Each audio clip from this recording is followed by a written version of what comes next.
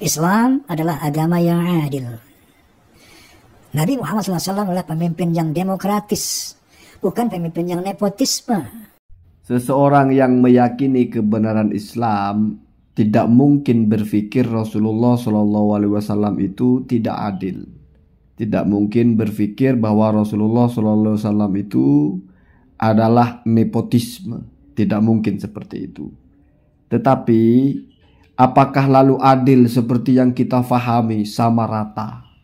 Tidak ada perbedaan sama sekali.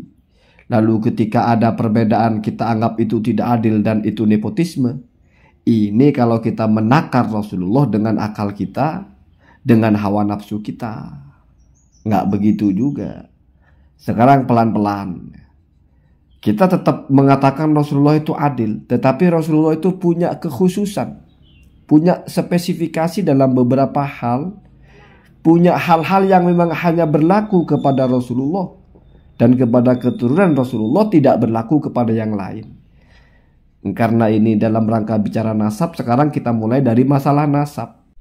Ada satu hadis, kullu bani Adam yantamuna ila asobatin illa walada Fatimata fa ana waliyuhum wa ana asobatuhum.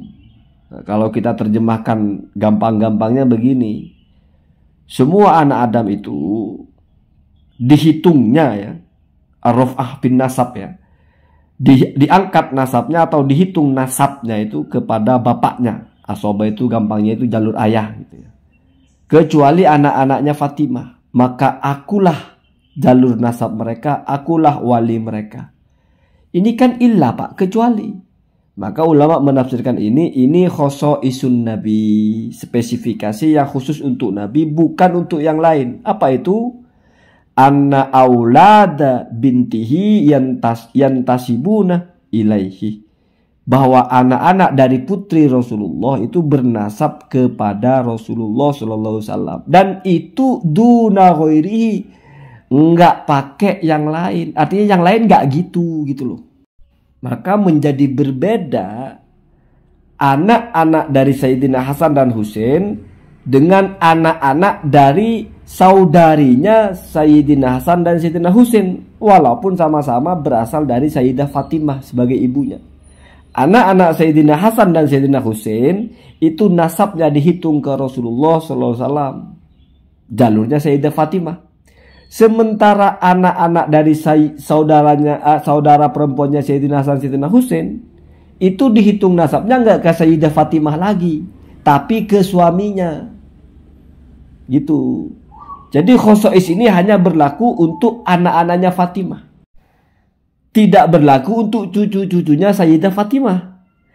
Anak-anak Sayyidah Fatimah itu bernasab ke Rasulullah SAW. Tapi kalau cucu-cucunya, ya dilihat dulu. Kalau cucunya Sayyidah Fatimah dari jalur Sayyidina Hasan Sayyidina Husain, bernasab ke Rasulullah karena lewat laki, bapaknya yaitu Hasan Husain.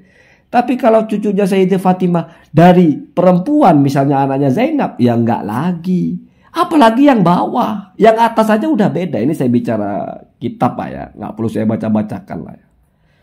Apakah itu lalu kita bilang, oh Nabi nepotisme, berarti katanya jalur nasab ke bapak. Kenapa kok Nabi ke ibu? Oh kalau begitu kita ngitung dari ibu saja. Nabi pakai ibu, ya silakan Pak kalau begitu Pak. Oh kita harus adil kok, Nabi anak perempuannya kok hitungnya ke Nabi nasabnya. Masa kita tidak boleh hitung nasab dari ibu kita? Ya boleh Pak, boleh. Boleh, nggak ada yang melarang juga ya, silahkan. Cuma inilah kalau kita bicara agama berdasarkan jalurnya gitu ya. Maka Ibnu Hajar Al-Haythami, As-Suyuti dan sebagainya itu membahas, itu namanya khosois. Bagaimana jalur nasab itu khusus Rasulullah itu memang dihitungnya Fatimah itu muntasibnya ke Rasulullah gitu ya. Kalau kamu tidak terima dengan itu, oke. Ini masih perdebatan misalnya, oh nggak bisa kok semuanya jalur bapak jalur ibu boleh kok. Oke boleh. Sayyid, Sarip tetap ya, nggak ada masalah. Semua orang Sayyid, semua orang Sarip, bebas lah ya, nggak apa-apa ya. Lagian kenapa sih pengen banget jadi Sayyid jadi Sarip ya? katanya nasab itu tidak penting. Yang ngapain kita cari-cari nasab kalau tidak penting? Ya biarkan aja. Tetapi kalau tidak penting tapi harus dicari, ya boleh, harus disertifikati, harus apa? Katanya tidak penting. Tapi kita satu sisi bicara jangan mengunggul-unggulkan nasab, tapi satu sisi saya ini keturunan ini, masih ada sertifikat ini, sertifikat itu. Ya wallahu alam ya. Kemudian yang kedua, ada di dalam Al-Quran ya. Kalau ini kamu jangan lagi bicara ini ikhtilaf ya. Ini mansus dalam Al-Quran ya. Juz 10 itu. Pengantarnya itu. Wa'lamu annama ghanimtum min syai'in. Perhatikan kelanjutannya. Fa inna lillahi khumusahu walir rasuli walidil kurba wal yatama wal masakin wabnis sabil. Ini cara menghitung hasil harta rampasan perang itu dibagi ke siapa saja. Perhatikan. Humus itu namanya 1/5. Jadi kalau 100, humusnya itu 20. Kalau 1 miliar, berarti humusnya 200 juta. Maka dari 1 miliar harta rampasan perang, itu tidak semua jatah yang berperang, Pak. Dipotong dulu 20% atau humus. Sehingga sisanya dibagi kepada mereka yang berperang sesuai dengan ada yang berjalan kaki, ada yang menunggang kuda, dan seterusnya. Yang jelas itu jatahnya yang berperang. Ternyata ada, Pak, yang tidak berperang pun dapat jatah. Ya. Yang tidak berperang yang dapat jatah, oke, kita pakai standar. Misalnya Ibnu Sabil, orang musafir kehabisan bekal. Atau yatama, orang yatim. Atau masakin, orang fakir. Oke lah, mereka tidak berperang tapi punya alasan kemanusiaan. Oke. Tapi di atas itu ada lagi, Pak. Apa? Kerabat Nabi. Bani Hashim dan Bani Muthalib. Itu mereka, Pak, mau mereka miskin, mau mereka kaya, mau mereka yatim, mau mereka bukan, mau mereka berperang atau tidak, itu sudah punya jatah. Sebagai Bani Hashim itu, sebagai kerabat Nabi. Maka humus itu dibagi 5. Jadi 200 juta itu dibagi 5 lagi. Ya. Yang pertama, lillahi walir rasul. Itu mufassir itu menganggapnya itu 1 ya. 1 itu maksudnya lillah li rasul ya 1. Jadi dari 20% itu dibagi 5. Berarti 4% lillahi walir rasul, untuk Rasulullah dan untuk Allah. Ya maksudnya untuk Rasul ya.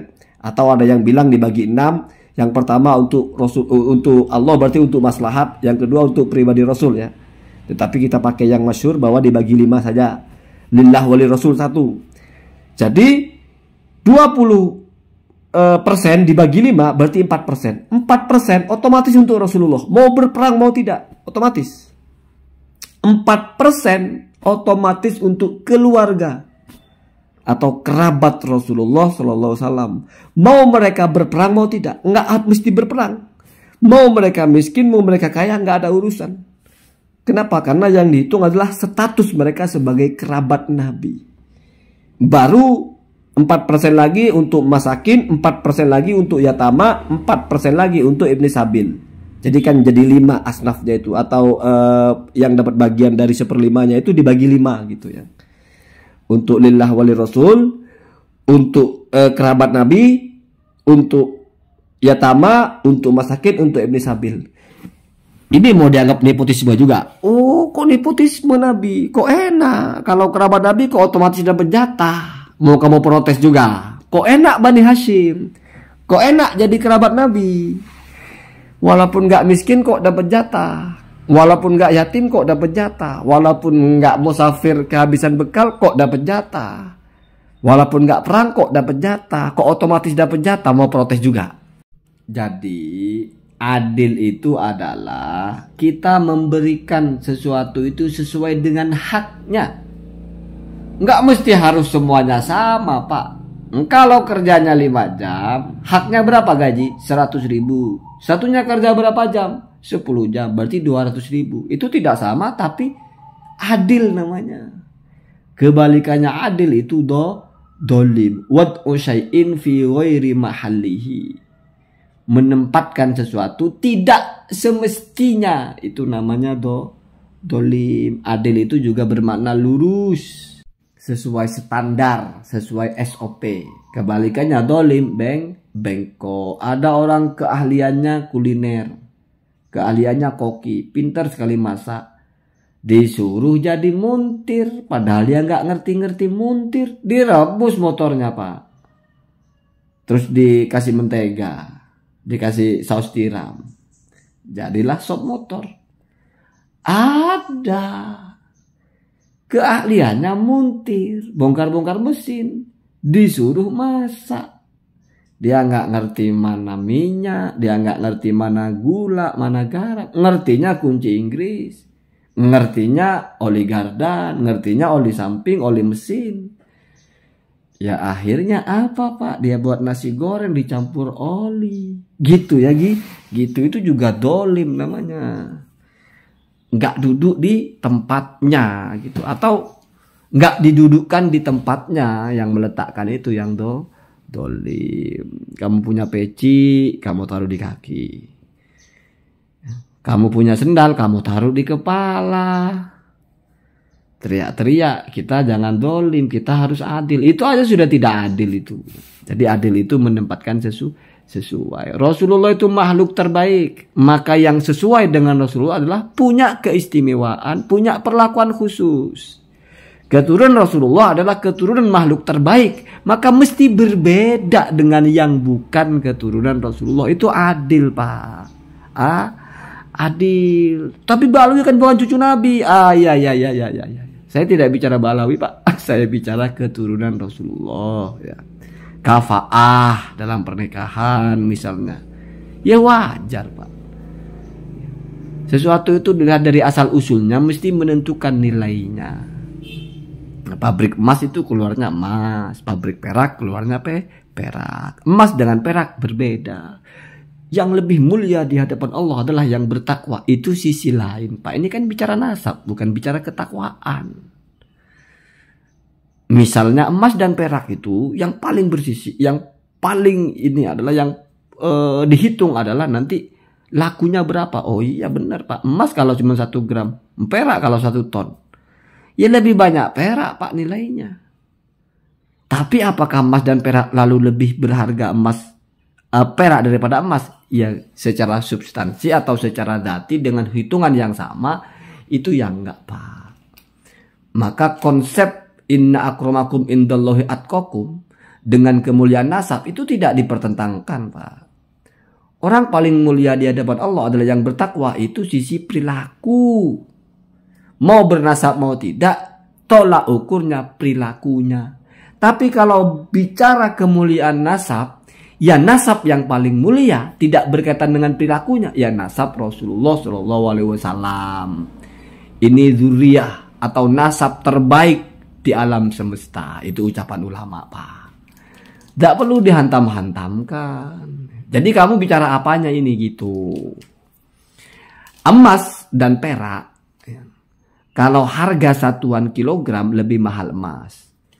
Apakah selalu kalau punya emas berarti lebih kaya dari punya perak? Belum tentu Pak. Kalau punya emasnya cuma 1 gram, punya peraknya 1 ton, ya lebih kaya punya perak Pak. Dikonversi ke uang, lebih banyak duitnya. Berarti kan lebih tinggi nilai jualnya. Tapi kalau kita hitung masa satuannya, ya enggak Pak. Tetap semua sepakat emas di atas perak. Tergantung kamu hitung dari mananya. Itu loh.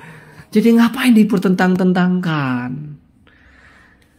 Ya, begitu. Ya. Jadi janganlah kita bernarasi Rasulullah itu nepotisme ya. Ya Bang Haji kan tidak bernarasi begitu. Jangan sampai ketika kita tidak cocok dengan satu ajaran atau satu hadis langsung kita bantah itu. Oh tidak mungkin itu, Nabi tidak mungkin tidak adil. Nabi itu tidak mungkin nepotisme. Nabi itu egaliter.